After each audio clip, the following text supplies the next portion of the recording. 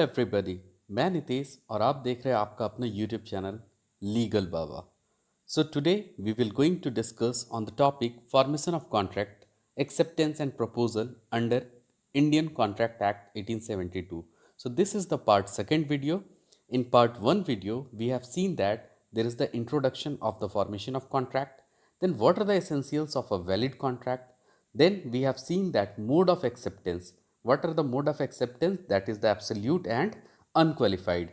Then we have seen that counter proposal, partial acceptance, inquiry into the terms of proposals, acceptance with subsequent conditions.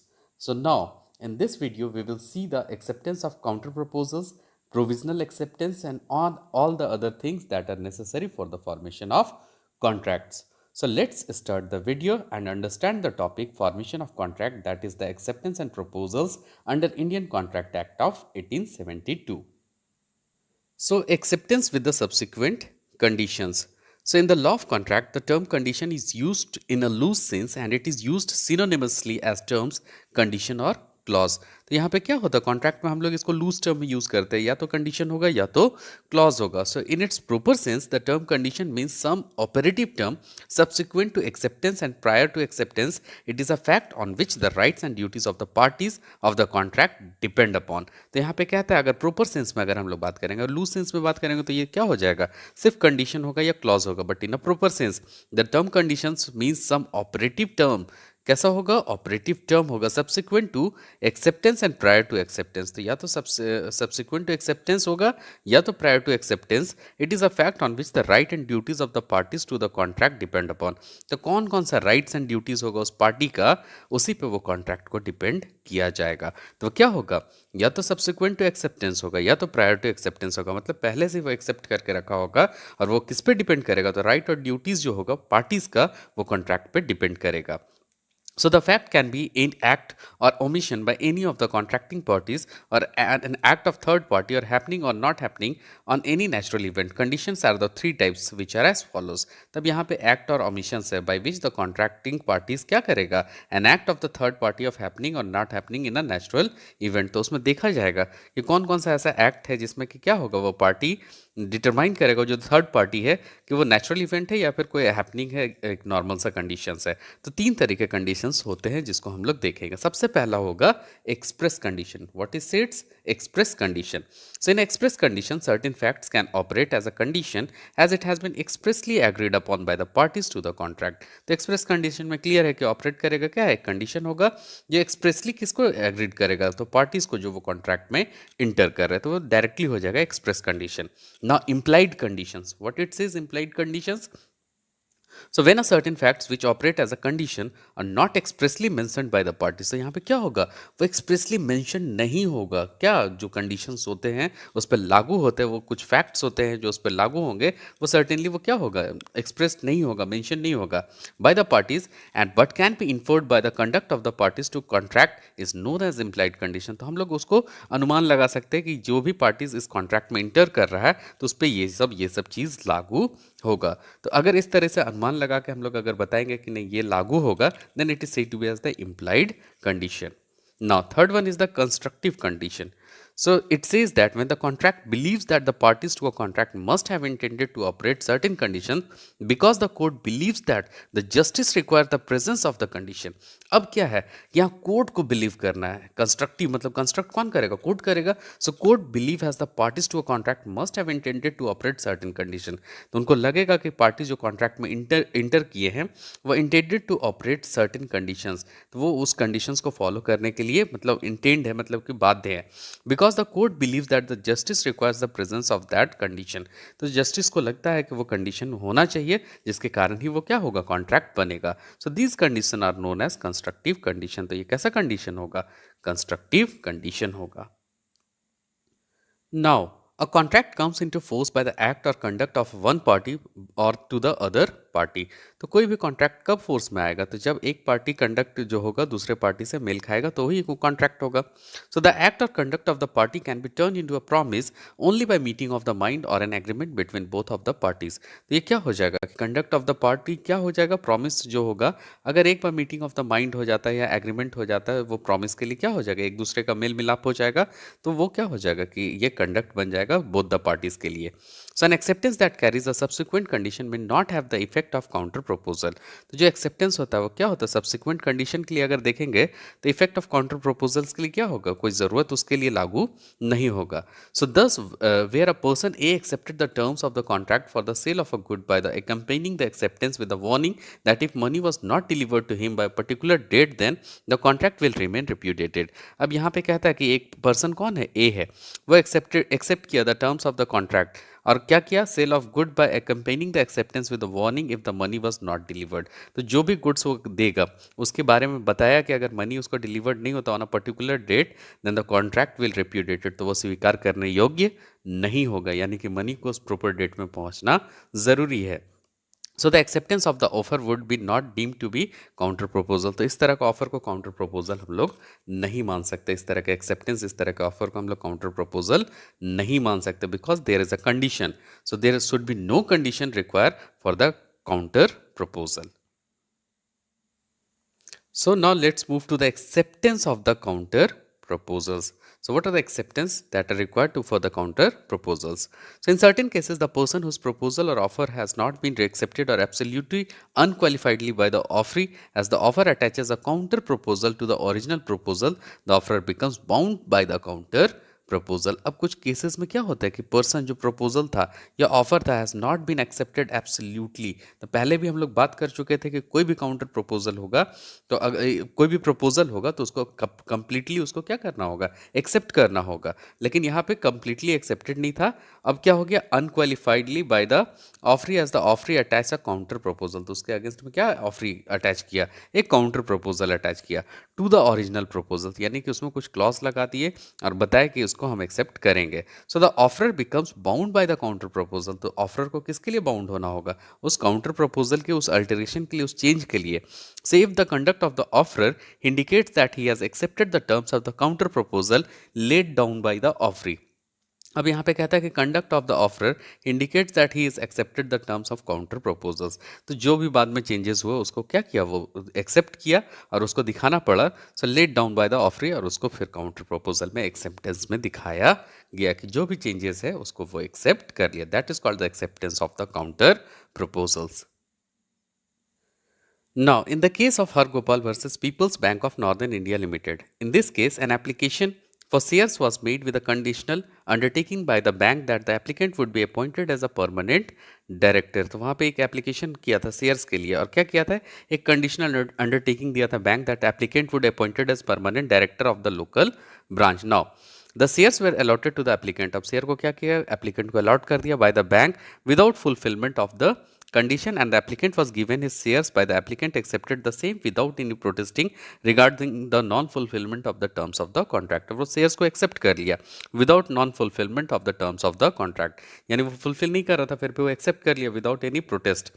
Now when there arose a dispute between the parties in a court of law। अब यहाँ से एक dispute arose हुआ दोनों party के बीच में। Now the applicant contended that the allotment was void in the ground of the non-fulfillment of the condition which were stipulated in the original contract। अब यहाँ पे applicant क्या बोला कि ये एक जो allotment हुआ वो void हो जाना चाहिए, यानी कि null और void खत्म हो जाना चाहिए on the ground of non-fulfillment। अब जो non-fulfillment पहले नहीं किया था तो उसके कारण क्या होना चाहिए था? ये एप्लीकेंट बोल रहा था कि खत्म होना चाहिए on the condition which were stipulated by the original contract. Now the court rejected the contention from the applicant side. तो कोर्ट क्या किया? कंटेंशन जो एप्लीकेंट जमा किया था उसको रिजेक्ट कर दिया, स्वीकार कर दिया contention from the applicant side by holding that the same can not be pleaded by him as waived by the condition by his contract. तो क्या हो गया कि माफ कर दी, जो भी कंडीशंस वहां पे थे इसको दोबारा वो चीज़ को सेम प्लीड नहीं कर सकता, इस कारण से इसे क्या किया गया? कोर्ट रिजेक्ट कर दिया। Now, in this case, DS Construction Limited versus Rights Limited, the court held that where the tender made variation to the term of his tender with the permissible period, but the variation were only partly accepted by the other side without any tender's consent lead to repudiation of the contract, and so there was no contract at all. फिर वहाँ पे वही condition था कि contract में क्या हो गया था, कुछ कंडीशंस थे उसको माना नहीं गया और नए कंडीशंस को जोड़कर किया गया, तो ये कॉन्ट्रैक्ट रहा ही नहीं, कोई भी कॉन्ट्रैक्ट इसमें नहीं बना. Therefore the earnest money deposited by the party can not B forfeited. तो जो भी अर्नेस्ट मनी डिपॉजिटेड किया था उस पार्टी से उसको जब्त नहीं किया जा सकता है, because it is not a contract at all. Now, provisional acceptance. What is provisional acceptance? The provisional acceptance is the type of acceptance by the offeree which is made subject to the final approval. अब ये एक तरह का acceptance है, एक तरह का क्या है, acceptance है, किसके द्वारा, ऑफरी के द्वारा, which is made subject to the final approval. तो अगर final approval है तो उसमें क्या होगा, ये subject में final approval देता है. So, provisional acceptance does not ordinarily bind either party to the contract until the final approval is given to the provisional acceptance made by the offeree. तो अगर provisional acceptance है does not ordinarily bind either to the party to the contract, तो दोनों party को ये bind नहीं करता until कब तक, when the final approval is given to the provisional acceptance. तो provisional acceptance में अगर फाइनल क्या है, अप्रूवल दे देंगे तो ही एक्सेप्टेड है, और कब होगा ये एक्सेप्टेड, तो ऑफरी ये फाइनल एक्सेप्टेंस देगा तब. So until the approval is given the offer is at a liberty to cancel the offer made by the offeree. तो जब तक ये फाइनल अप्रूवल नहीं होता तो उसके पास, ऑफर के पास क्या है, लिबर्टी है कि कभी भी इसको कैंसिल कर सकता है जो कि ऑफर ऑफरी दे रहा है. तो अगर एक बार फाइनल अप्रूवल में अगर वो चला गया तो ही वो कॉन्ट्रैक्ट बाइंड होता है, नहीं तो वो कॉन्ट्रैक्ट बाइंड नहीं होगा. That is the provisional acceptance. So, in Union of India versus S. Narayan Singh, the High Court of Punjab held that where the conditions attached to the auction sale of liquor was that the acceptance of the bid shall be subject to confirmation by the Chief Commissioner. तो यहाँ पे क्या हो गया था, एक bid हो रहा था लिकर के लिए, और क्या हो रहा था, बीच में ही क्या हो गया, हाई कोर्ट बोला कि ये पंजाब का केस है और यहाँ पे कंडीशन अटैच था कि जो ऑक्शन होगा लिकर का वो एक्सेप्टेंस होगा तब तक जब तक कंफर्मेशन नहीं मिलता है चीफ कमिश्नर का. So the contract will not be complete till the highest bid is confirm by the chief commissioner. तो ये कॉन्ट्रैक्ट तब तक कंप्लीट नहीं होगा जब तक कि जो बिड है हाईएस्ट बिड ना मिल जाए चीफ कमिश्नर के पास. Until the confirmation is made by the person whose bid is provisionally accepted is at the liberty to withdraw the bid. तो बीच में अगर उसका बिड अगर उसको संज्ञान में लेकर रखा गया है तो चाहता है कि अगर बिड को नहीं करना है तो बिड को बीच में ही वापस ले सकता है. लेकिन फाइनल बिड तभी माना जाएगा जब ये चीफ कमिश्नर क्या कहेंगे कि जो फाइनल बिड जो है वो तब होगा जब हाईएस्ट बिड उनको मिल जाएगा चीफ कमिश्नर को तब. तो वो पार्शियली एक्सेप्टेंस करके रख सकते हैं, अगर किसी को निकलना है तो वहां से वो बिडर निकल सकता है. So, when a provisional acceptance is subsequently ratified or accepted, then it was the duty of the offeree to inform the same to the offerer. अब क्या हो जाएगा, अगर ये subsequently ratified होता है, कुछ उसमें changes आते हैं और accept होता है या फिर acceptance मिल जाता है, तो ये duty है ऑफरी का कि ऑफरर को inform कर दे. So, as it is then when the offerer becomes bound by the terms of the contract. तो जो भी कोई भी जो मतलब यहाँ पे ratification है वो bound हो जाएगा ऑफरर उस contract में. So, acceptance is not complete until it is communicated by the offerer. तो एक्सेप्टेंस तब तक कंप्लीट नहीं होगा जब तक इसको ऑफरी से कम्युनिकेट करके बताया नहीं जाएगा कि what is there is a ratification and you have accepted that ratification, then it is the complete acceptance. तो वहां पे क्या होगा कि ऑफरर से क्या है, कम्युनिकेट करना होगा. ना acceptance and withdrawal of tenders, तो या तो एक्सेप्ट करेंगे या तो विड्रॉ कर सकते हैं टेंडर्स को. So tender is a legal offer और प्रपोजल टू डू और to abstain from doing an act and it binds to a party to performance to the party to whom the offer is made. तो ये tender कैसा होगा, legal offer होता है, proposal होता है, और to do abstain from doing an act, या कोई चीज़ को करने से मना करता है, and it binds the party to performance to the party to whom it the offer is made. तो ये बाइंड करता है, जो भी अगर वहाँ पे तथ्य मेंशन है तो उसके द्वारा जो भी जिक्र किया गया उस पर वो बाइंड करवाएगा और उस पर लागू करवाता है. So tender can be made with respect to money और स्पेसिफिक आर्टिकल. तो टेंडर कोई भी चीज़ का हो सकता है, रिस्पेक्ट टू मनी भी हो सकता है, कोई स्पेसिफिक आर्टिकल के लिए वो टेंडर हो सकता है. So if the tender is not an offer that it falls in the same category as the quotation of a price. अगर वो टेंडर एक ऑफर नहीं है तो वो किस कैटेगरी में फॉल करेगा, तो कोटेशन ऑफ प्राइस में फॉल फॉल करता है. So when the tender is accepted it becomes a standing offer. अगर एक बार टेंडर को एक्सेप्ट कर लिया तो ये स्टैंडिंग ऑफर बन जाता है. So contract can arise only when an offer is made on the basis of the tender. तो कॉन्ट्रैक्ट कब अराइज होगा? जब ऑफर क्या होगा? Made on the basis of tender. तो वो टेंडर के बेसिस पे अगर वो ऑफर बना होगा तो एक कॉन्ट्रैक्ट अराइज हो सकता है कि वो क्या है, कॉन्ट्रैक्ट में जा सकते हो, स्टैंडर्ड के कोटेशन प्राइस पे जाकर एक कॉन्ट्रैक्ट तैयार कर सकते हैं.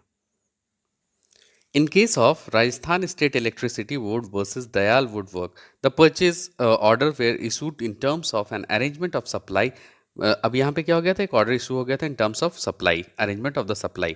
सो but the purchase offer itself content the provision that the tender can refuse to supply the goods. अब यहाँ पे परचेज एक ऑफर इटसेल्फ लाया था, उसमें कहा गया था कि जो टेंडर मतलब टेंडरर है वो रिफ्यूज कर सकता है सप्लाई ऑफ गुड्स के लिए. सो the court in this case held that there was no concluded contract that came into force and therefore the contract was a liberty to refund his security deposit. तो वहाँ पे कोई contract ही नहीं था, तो यहाँ पे कोर्ट क्या हेल्ड किया कि जो भी सिक्योरिटी डिपॉजिट वो जमा किया है उसको वापस कर दिया जाए, क्योंकि यहाँ पे कोई भी कॉन्ट्रैक्ट में इंटर नहीं किया था.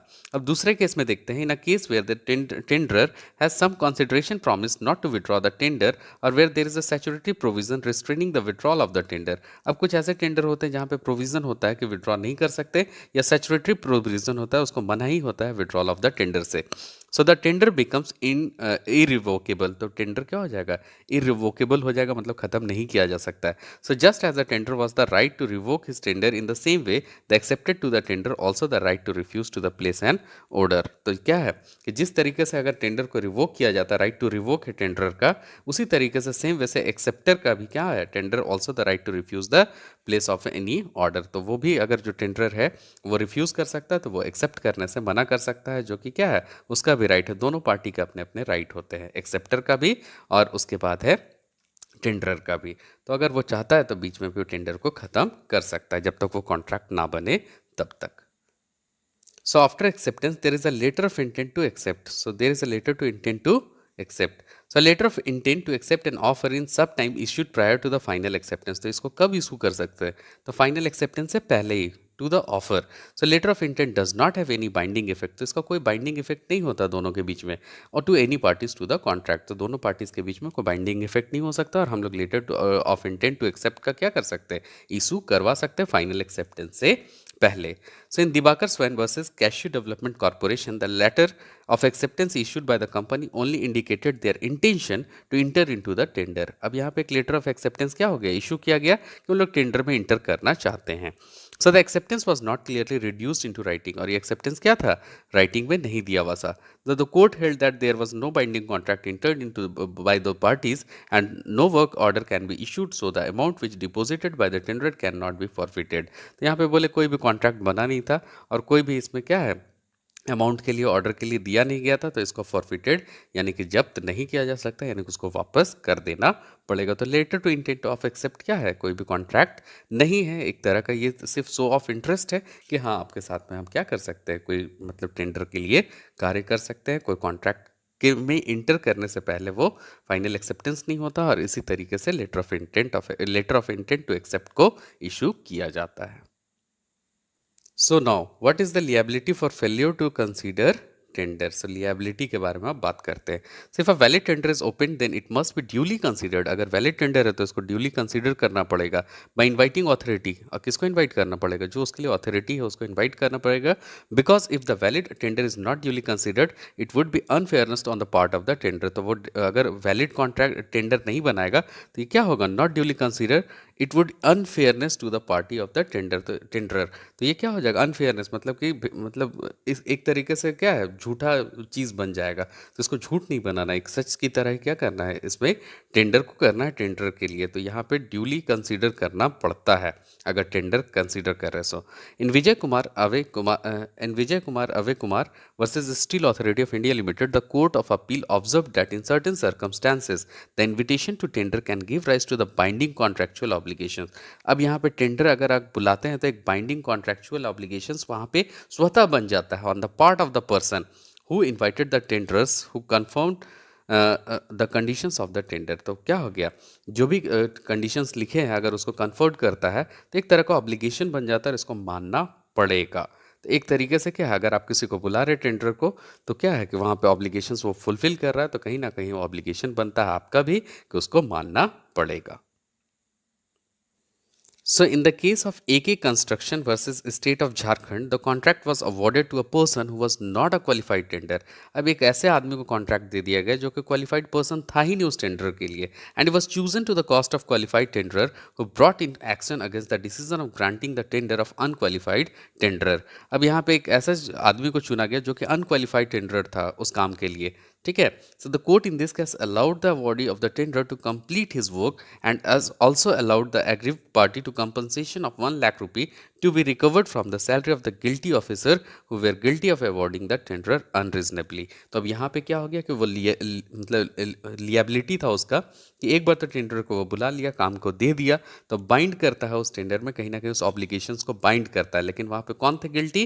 तो वो जो ऑफिसर्स थे जो उसको जो कि फुलफिल नहीं कर पा रहा था, अनक्वालिफाइड टेंडर थे, उन लोगों को टेंडर प्रोवाइड किया, तो उससे वो कंपनसेशन 1 लाख रुपए रिकवर करने का आदेश भी दिया और उसको बोला कि अब यहाँ पे टेंडर में बाइंड हो गया, टेंडर के लिए लियाबिलिटी अब आता है, तो उसको वर्क को कंप्लीट करने दिया जाए। लेकिन क्या है, पैसा किससे रिकवर किया जाए? तो वो गिल्टी ऑफिसर से। नॉन कॉम्प्लायंस विथ रिक्वायरमेंट्स, यानी कि जो जो रिक्वायरमेंट्स मांगा गया अगर उसको पूरा नहीं कर रहा है तो क्या क्या होगा। So in Vijay fire protection system versus Visakhapatnam port trust and ANR, the authorities inviting the tender made it clear to the tenderer that only one brand of pump set would be accepted. तो जो tender था, tender निकाला था, उसमें tender को बोल दिया था कि एक ही ब्रांड होना चाहिए पंप सेट का, अब वही एक्सेप्ट होगा, बाकी और कोई पंप सेट नहीं होगा। So the authorities even gave the last minute opportunity to tenderer to change the quotation. अब last minute opportunity भी दिया टेंडर को कि अपने quotation को change कर ले. So the tenderer to whom the tender for the supply of goods was given refuted to comply with the terms of the contract. तो वो क्या किया, last minute में भी वो comply नहीं कर पाया, यानी कि उसको अनुरूप अपना टेंडर को नहीं रख पाया। Subsequently, the authorities who invited the tender cancelled the contract. वो क्या किए, टेंडर को कैंसिल कर दिए क्योंकि वो कंप्लाई नहीं कर रहा था।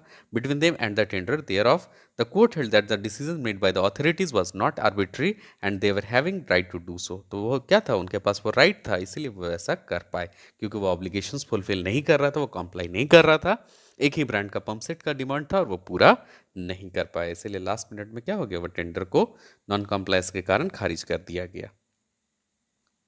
Now, tender with concessional rates.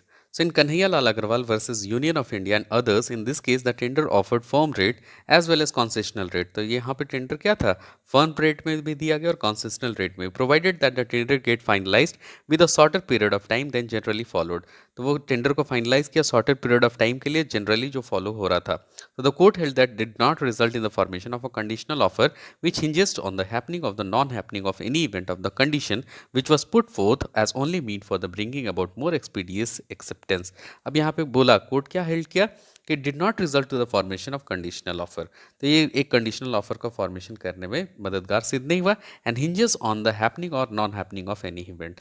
तो एक तरह का मतलब क्या है, एक अवरोध का काम किया, हैपनिंग और non happening of that particular event, and the conditional which was put forth was only meant for bringing about more expeditious acceptance. तो ये एक तरीका का क्या हो गया, बहुत ही मतलब क्या है, लंबा चौड़ा कंडीशन लगाया गया जिसको क्या है, एक्सपीडिशियस एक्सेप्टेंस कहते हैं। Now certainty of terms. An agreement regarding the sale of immovable property should identify the property with certainty. अब क्या है, एग्रीमेंट अगर सेल ऑफ इमूवेबल प्रॉपर्टी का होता है तो उसमें आइडेंटिफाई करना पड़ेगा द प्रॉपर्टी विद सर्टेनिटी, कि हाँ मेरा ही है, एकदम सर्टेनिटी में। So the agreement should be based on mutuality and should fix the price. एक बार म्यूचुअलिटी में क्या हो जाएगा, एग्रीमेंट हो जाएगा और उसका प्राइस को क्या करेगा, फिक्स कर देगा। So in New Golden Bus Service versus State of Punjab and others, the tender was made inviting the tender for hiring services for the vehicle, but it did not stipulate any time period. अब यहाँ पे vehicle के लिए क्या था, hiring के लिए वो डिमांड था कि व्हीकल को हायर करेंगे, बट कितने समय के लिए हायर करेंगे वो यहाँ पे स्पेसिफाई नहीं था। So the lowest tender was awarded the tender for a period of 3 years। अब जो लोएस्ट बिडर था उसको क्या हो गया, टेंडर था उसको 3 साल के लिए दे दिया गया। So the court in this case held that there was nothing wrong in it as an open ended tender can not be regarded as void because on the reason of vagueness. अब यहाँ पे open ended tender था तो इसको हम लोग void नहीं कर सकते, रद्द नहीं कर सकते, बिकॉज ऑफ इट्स वैगनेस, मतलब ये कॉन्ट्रैक्ट में कुछ ऐसा मेंशन नहीं था कि कितने टाइम पीरियड के लिए होगा, तो इससे वो टेंडर रद्द नहीं होता है। So there is a certainty of terms. Now, the tender in this case is specified that the tender cannot be issued for a vehicle that is more than 6 months old, and there the tenderer who was awarded the tender complies with the specified condition specified under this tender. तो जो भी vehicle होगा वो क्या कहा था इसमें कि 6 महीने से पुराना नहीं होना चाहिए और ये कंप्लाई करेगा जो टेंडर है इस कंडीशंस को. The acceptance of substitute vehicle which were of equal efficiency and cost by the authority inviting the tender was not arbitrary. अब क्या है कि यहाँ पे एक्सेप्टेंस था सब्स्टिट्यूट व्हीकल का which were equally efficient cost by the authority inviting the tender was not arbitrary. तो अगर 6 महीने से पुराना भी अगर होगा, अगर वो क्या है एफिशिएंट है, तो क्या है कि यहाँ पे कोई भी आर्बिट्रेरी नहीं है. लेकिन उसका था कि 6 महीने के पुराना ज़्यादा व्हीकल नहीं होना चाहिए था, तो अगर 6 महीने से थोड़ा पुराना भी तो उसको आर्बिट्रेरी माना नहीं जाएगा. तो there is a certainty of terms like this. The conclusion. So, contract have become an indispensable part of everyday life of the people, so much so that most of the people enter into the contract without even realizing it. तो अगर हम लोग देखेंगे तो क्या है, everyday life का part है कॉन्ट्रैक्ट का, और रोज ना कोई कॉन्ट्रैक्ट में इंटर करते हैं, और विदाउट हम लोग जाने सोचे भी क्या करते हैं, बहुत सारे लोगों से कॉन्ट्रैक्ट में इंटर कर जाते हैं कुछ ऐसे बातों से. So there are many essential which are required for making a valid contract. तो बहुत सारे ऐसे चीज़ है जो कि ज़रूरत है एक वैलिड कॉन्ट्रैक्ट को बनाने. कॉन्ट्रैक्ट तो रोज़ रोज़ इंटर करते हैं, लेकिन एक वैलिड कॉन्ट्रैक्ट होगा तो उसमें क्या होगा, बहुत सारे तथ्यों को देखेंगे जिसको आज हम लोगों ने पढ़ा था. So after the formation of valid contract, the ultimate object which was stipulated by both the parties in terms of consideration are sought after. तो जो भी point of consideration है उसको क्या करेंगे, एक जगह पे stipulate करेंगे और उसको ultimate object बनवाएंगे. So once the object for which the contract was entered into is achieved the parties to the contract as no longer bound by the respective contractual liability. तो एक बार ऑब्जेक्ट में enter कर गए which the contract was enter into achieved the parties to the contract, तो एक बार वो contract का जो ये है उसको अचीव कर लिए ऑब्जेक्ट को, as no longer bound by their respective contractual liability. तो वो कॉन्ट्रैक्चुअल लिएबिलिटी में बाइंड नहीं करेगा, बाउंड नहीं करेगा. तो इस तरीके से क्या होता है, कॉन्ट्रैक्ट के जितने भी फॉर्मेशन होते हैं उसमें नेसेसरी थिंग्स को कंसीडर करते हैं, और पार्शियल एक्सेप्टेंस जो देखे थे उसको अगर हम लोग ना भी करें तो वैलिड कॉन्ट्रैक्ट क्या है एक तरीके से फॉर्मेशन हो जाता है. अगर वैलिड कॉन्ट्रैक्ट होगा तो उसमें सम ऑब्लिगेशंस होंगे जिसको फुलफिल करना होगा, और implied by the court act, अगर उसको कोर्ट को क्या करवाना होगा, लागू करवाना, then it is a valid contract. So this is all about the today's video. If you like the video, then please share and subscribe my channel. Thank you.